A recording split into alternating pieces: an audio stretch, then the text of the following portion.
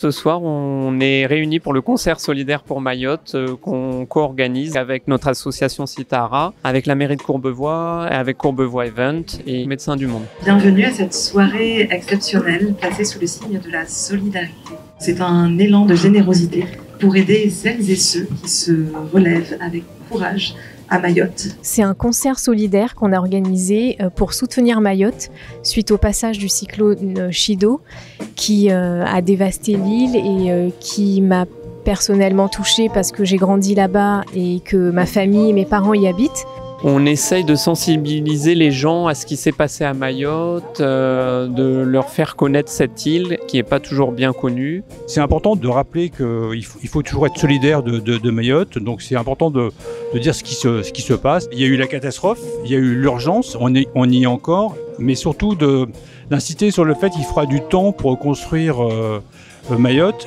Malgré les efforts de l'État, malgré les efforts de toutes les associations humanitaires qui sont actives sur place, je crois que ça fait consensus qu'il faudra de nombreuses années. Je lisais encore dans Le Monde il y a quelques jours où l'agriculture est revenue 15 années en arrière.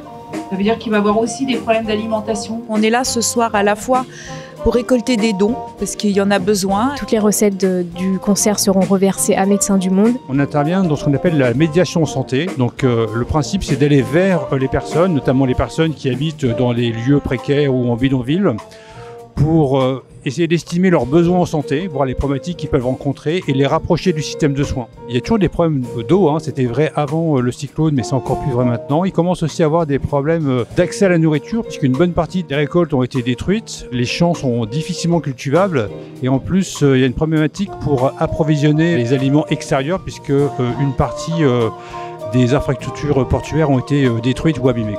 Autant avant, la dimension santé mentale était peu abordée par les populations qui habitent Mayotte, autant là, après le cyclone, on sent bien que c'est un sujet. C'est certainement une action qu'on va mener donc, sur cette dimension santé mentale, aider les gens à se reconstruire, puisqu'ils ont été très très choqués pour la plupart.